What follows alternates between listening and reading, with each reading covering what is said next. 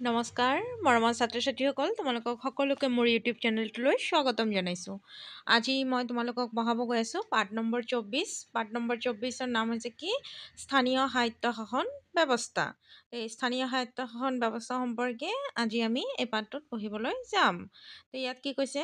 স্থানীয় সাহিত্য শাসন ব্যৱস্থাৰ বিষয়ে ধাৰণা লাভ কৰিব, গাঁও পঞ্চায়ত, আঞ্চলিক পঞ্চায়ত আৰু জিলা পৰিষদৰ গঠন প্ৰণালী আৰু কাম কাজসমূহৰ বিষয়ে জানিব পাৰিব, নগৰ আৰু মহানগৰৰ স্থানীয় নিকায়সমূহৰ বিষয়ে অৱগত হ'ব, স্বায়ত্তশাসিত পৰিষদসমূহৰ বিষয়ে জানিব পাৰিব। তোমালোকে আগৰ পাঠত পাই আহিছা যে আমাৰ সমগ্ৰ দেশখন শাসনৰ বাবে এখন কেন্দ্ৰীয় চৰকাৰ আৰু প্ৰত্যেক ৰাজ্যত একোখনকৈ ৰাজ্য চৰকাৰ আছে, যিটো মই তোমালোকক আগৰ পাঠটোত পঢ়াই দিছোঁ, তাতে কৈছোঁ। ঠিক সেইদৰে আমাৰ গাঁও আৰু নগৰ অঞ্চলৰ বাবে স্থানীয় সাহিত্য শাসনৰ ব্যৱস্থা আছে। ভাৰতৰ দৰে জনবহুল ৰাষ্ট্ৰ এখনত কেৱল কেন্দ্ৰীয় চৰকাৰ আৰু ৰাজ্য চৰকাৰে জনসাধাৰণৰ সকলো সমস্যা সমাধান কৰিব নোৱাৰে। সেয়েহে ভাৰতত স্থানীয় শাসন ব্যৱস্থাৰ প্ৰৱৰ্তনো কৰা হৈছে। স্থানীয় লোকৰ অংশগ্ৰহণৰ দ্বাৰা স্থানীয় সমস্যা সমাধান আৰু স্থানীয় বিকাশৰ পৰিকল্পনাৰ বাবে স্থানীয় পৰ্যায়ত থকা প্ৰশাসনিক গোটকে স্থানীয় সাহিত্য শাসন বোলে। স্থানীয় শাসন এহাতে স্থানীয় সমস্যা সমাধানত সহায় কৰে আৰু আনহাতে গণতন্ত্ৰৰ অন্যতম প্ৰয়োজনীয় দিশ প্ৰশাসনত জনসাধাৰণৰ অংশগ্ৰহণ নিশ্চিত কৰে। চমুকৈ ক'বলৈ হ'লে স্থানীয় প্ৰশাসনৰ প্ৰধান গুৰুত্ব বা তাৎপৰ্যবোৰ হ'ল: স্থানীয় শাসনে গণতন্ত্ৰৰ ভেটি সবল কৰে, কাৰণ ই জনসাধাৰণক প্ৰশাসনত অংশগ্ৰহণ এক সুন্দৰ সুযোগ প্ৰদান কৰে। স্থানীয় শাসনে স্থানীয় সমস্যাৰ চিনাক্তকৰণ আৰু সমাধানত সহায় কৰে। স্থানীয় শাসনে কেন্দ্ৰীয় আৰু ৰাজ্য চৰকাৰৰ কাম বুজা লাঘৱো কৰে। তো এইখিনি হ'ল স্থানীয় শাসনে কি কাম কৰে, সেই বস্তুটো তোমালোকক ইয়াত দি দিছে। ঠিক আছে, মানে স্থানীয় প্ৰশাসনৰ কি গুৰুত্ব বা দায়িত্ব থাকে। তাৰপিছত কি কৈছে? ভাৰতত এই স্থানীয় সাহিত্য শাসন ব্যৱস্থা প্ৰধানকৈ দুইটা ভাগত ভগোৱা হৈছে। কেইটা ভাগত? দুইটা ভাগত ভগোৱা হৈছে। গাঁও অঞ্চলৰ বাবে স্থানীয় শাসন আৰু নগৰ অঞ্চলৰ বাবে স্থানীয় শাসন ব্যৱস্থা। স্থানীয় সাহিত্য শাসন: গাঁও এলেকাৰ স্থানীয় শাসনক ভাগ কৰা হৈছে গাঁও পঞ্চায়ত, আঞ্চলিক পঞ্চায়ত আৰু জিলা পৰিষদ। আৰু নগৰ এলেকাৰ স্থানীয় শাসন মহানগৰ, পৌৰ নিগম, নগৰ পৌৰসভা, নগৰ সমিতি। নেক্সট কৈছে কি? গাঁও পঞ্চায়ত: গাঁৱৰ স্থানীয় সমস্যাসমূহ সমাধান কৰিবলৈ গঠন কৰা অনুষ্ঠানটি হ'ল গাঁও পঞ্চায়ত। এই গাঁও পঞ্চায়তসমূহৰ গঠন প্ৰক্ৰিয়াটো হ'ল: একোখন গাঁও পঞ্চায়তত প্ৰায় ৬,০০০ৰ পৰা ১০,০০০ জনসংখ্যা থাকে। 10টা সমষ্টিক লৈ গাঁও পঞ্চায়ত একোখন গঠন কৰা হয়। ইয়াৰ বাবে 10জন সদস্যক নিৰ্বাচিত কৰা হয়।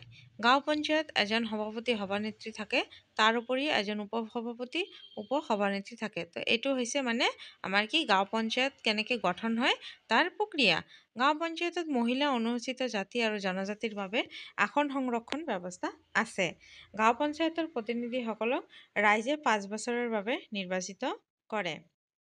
নেক্সট কি কৈছে? ভিন ভিন সময়ত ভিন ভিন উদ্দেশ্য আগত ৰাখি চৰকাৰে কাৰ্যকৰী কৰা কিছুমান দীৰ্ঘম্যাদী হ্ৰস্বম্যাদী আঁচনি গাঁও পঞ্চায়তৰ যোগেদি পৰিচালিত হয়।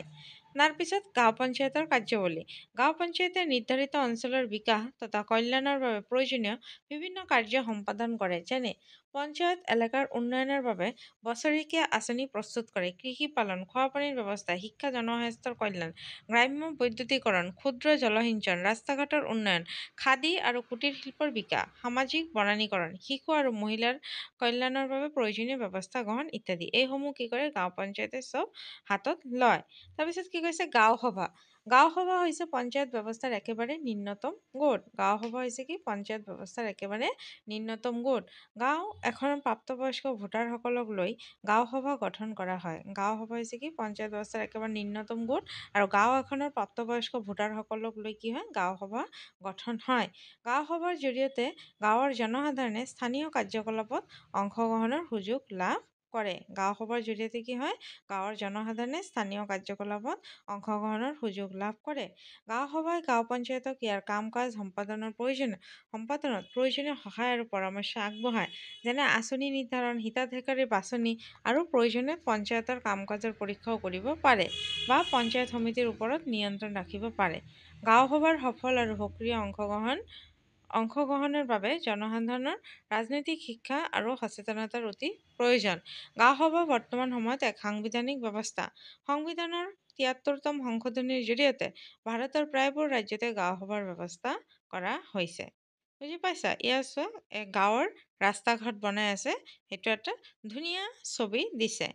তাৰপিছত ছাত্ৰ ছাত্ৰীসকল চোৱা কি কৈছে, আঞ্চলিক পঞ্চায়ত। এতিয়া আঞ্চলিক পঞ্চায়ত কি? আমাৰ দেশত প্ৰশাসনৰ সুবিধাৰ কাৰণে প্ৰত্যেকখন জিলাকে কেইবাটাও খণ্ডত ভাগ কৰা হয়। ইয়াৰ প্ৰতিটো খণ্ডকে উন্নয়ন খণ্ড বোলে। প্ৰতিটো উন্নয়ন খণ্ডতে একোখন আঞ্চলিক পঞ্চায়ত গঠন কৰা হয়। আঞ্চলিক পঞ্চায়তখনৰ অধীনত কেইবাখনো গাঁও পঞ্চায়ত থাকে। এতিয়া আঞ্চলিক পঞ্চায়তৰ গঠন প্ৰণালী।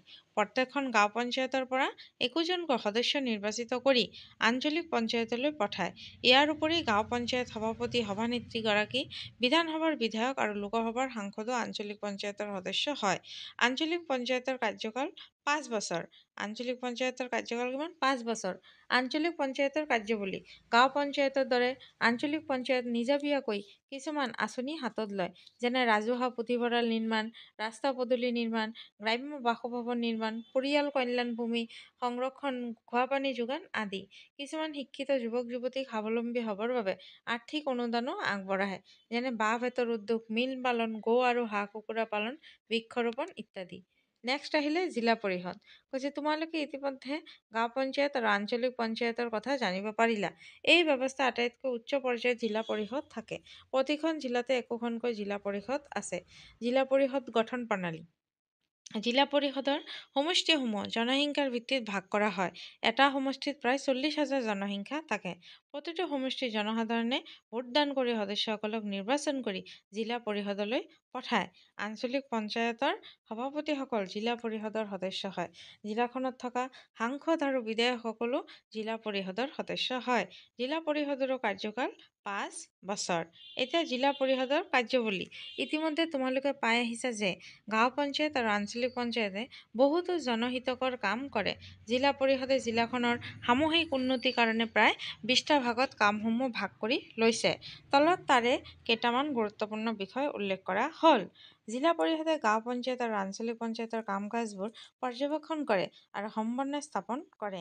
গাঁও পঞ্চায়ত আৰু আঞ্চলিক পঞ্চায়তলৈ অনুদান আগবঢ়োৱা, আঁচনি প্ৰস্তুত আৰু কাৰ্যকৰী কৰে। আশ্ৰম, ছাত্ৰাবাস, শিক্ষানুষ্ঠান, সমবায় সমিতি, সাংস্কৃতিক বিকাশ কেন্দ্ৰ, হাট বজাৰ আদি প্ৰতিষ্ঠা কৰিব পাৰে। জলপথত নাও ফেৰী আদি ব্যৱস্থা কৰে। নেক্সট কি কৈছে? অসমত 1994 চনত অসম পঞ্চায়তী আইন গ্ৰহণ কৰা হৈছিল। কেতিয়া? 1994 চনত। 1994 চনৰ পঞ্চায়ত আইন অনুসৰি অসমত 3 তৰপীয়া পঞ্চায়ত ব্যৱস্থাৰ সূচনা কৰা হয়। নেক্সট হ'ল নগৰৰ স্থানীয় স্বায়ত্তশাসন ব্যৱস্থা। তোমালোকে গাঁৱৰ স্বায়ত্তশাসন ব্যৱস্থাৰ বিষয়ে জানিলা। এতিয়া নগৰবোৰত থকা স্বায়ত্তশাসন ব্যৱস্থাৰ বিষয়েও জানো আহা। এখন নগৰ গাঁৱতকৈ যথেষ্ট ডাঙৰ আৰু ইয়াৰ জনসংখ্যাও বহুত বেছি। ঠিক তেনেকৈ নগৰতকৈ মহানগৰ বহুত ডাঙৰ। মহানগৰত ডাঙৰ ডাঙৰ ঘৰ আৰু ৰাস্তা-ঘাট, অসংখ্য গাড়ী, বৃহৎ দোকান বজাৰ, বিজুলী বাতি, চিকিৎসালয়, দোকান বজাৰ। কি কৈছে যে ঠিক তেনেকৈ নগৰতকৈ মহানগৰো বহুত ডাঙৰ। মহানগৰত ডাঙৰ ডাঙৰ ঘৰ আৰু ৰাস্তা ঘাট, জনসংখ্যা, গাড়ী, বৃহৎ দোকান বজাৰ, বিজুলী বাতি, চিকিৎসালয়, পুথিভঁৰাল, খেলপথাৰ, উদ্যান, ট্ৰেফিক সুৰক্ষা ব্যৱস্থা আদি আছে। এইবিলাক নগৰৰ ব্যৱস্থা, যিসমূহ গাঁৱত বা চহৰত নাথাকে। তাৰপিছত কি কৈছে? মহানগৰৰ কামবোৰ পৌৰ নিগম আৰু বাকী নগৰৰ কামবোৰ পৌৰসভা, নগৰ সমিতিৰ দৰে স্থানীয় স্বায়ত্তশাসনে কৰে। গুৱাহাটীৰ জনসংখ্যা 15 লাখতকৈও অধিক। সেইকাৰণে গুৱাহাটীক মহানগৰ বোলে। অসমৰ একমাত্ৰ গুৱাহাটীতহে পৌৰ নিগম আছে। বাকী নগৰসমূহত পৌৰসভা, নগৰ সমিতিসমূহ আছে। নিগমৰ কাম-কাজ। গুৱাহাটী পৌৰ নিগমে মহানগৰৰ বাবে কৰা কেইটামান কামৰ তালিকা। এইবিলাক গুৱাহাটীৰ পৌৰ নিগমে মহানগৰটোৰ বাবে কি কি কাম-কাজ কৰে সেইসমূহ দিছে। নগৰখনৰ নলা-নৰ্দমা, দলং, ৰাজহুৱা প্ৰস্ৰাৱগাৰ, শৌচাগাৰ, ৰাস্তা-ঘাট আদি নিৰ্মাণ আৰু মেৰামতি কৰা। ৰাস্তা-ঘাট নামকৰণ, বিজুলী বাতিৰ যোগান, হাট বজাৰ নিৰ্মাণ আৰু ৰক্ষণাবেক্ষণ দিয়া। গাড়ী-মটৰ, মটৰচাইকেল, অটোৰিক্সা আদি ৰখা ঠাইৰ ব্যৱস্থা কৰা। নগৰৰ বাহিৰে ভিতৰে শ্মশান, কবৰস্থানৰ নিৰ্মাণ আৰু মেৰামতি কৰা। কচাইখানা স্থাপন আৰু ৰক্ষণাবেক্ষণ দিয়া। অগ্নি নিৰ্বাপন ব্যৱস্থা, ৰাজহুৱা পুথিভঁৰাল, কলা সংস্কৃতি কেন্দ্ৰ স্থাপন কৰা। তো তোমালোকে ইয়াৰ পৰা কিন্তু প্ৰশ্ন হ'ব পাৰে যে গুৱাহাটীৰ পৌৰ নিগমে কি কি কাম কৰে, তেতিয়া তোমালোকে ইয়াৰ পৰা কিছুমান 2টা বা 3টা কাম শিকি ৰাখিবা। নেক্সট কি কৈছে, পৌৰ নিগমে উক্ত কামবোৰৰ উপৰিও আৰু বহুতো জনহিতকৰ কাম কৰে। পৌৰ নিগমৰ দৰে পৌৰসভা আৰু নগৰ সমিতিয়ে নিজৰ নিজৰ এলেকাৰ উন্নয়নৰ কাম কাজসমূহ কাৰ্যকাৰী কৰে। ভাৰতীয় সংবিধানৰ ৭৩তম ৭৪তম সংশোধন ১৯৯২ চনত ভাৰতীয় সংসদে ৭৩তম আৰু ৭৪তম সংশোধনী আইন গৃহীত কৰে।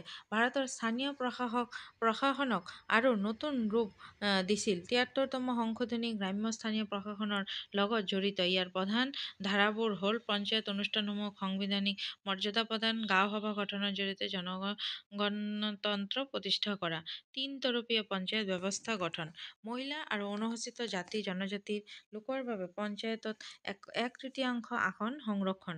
সংবিধানৰ ৭৪তম সংশোধনী নগৰ স্থানীয় প্ৰশাসনৰ লগত জড়িত, অৰ্থাৎ ই নগৰ অঞ্চলত থকা স্থানীয় প্ৰশাসনৰ কিছুমান সংশোধন আনিছিল, যেনে নগৰৰ স্থানীয় প্ৰশাসন ব্যৱস্থাক সাংবিধানিক মৰ্যাদা প্ৰদান, মহিলা আৰু অনুসূচিত জাতি জনজাতিৰ লোকৰ বাবে ১/৩ আসনৰ সংৰক্ষণ ইত্যাদি।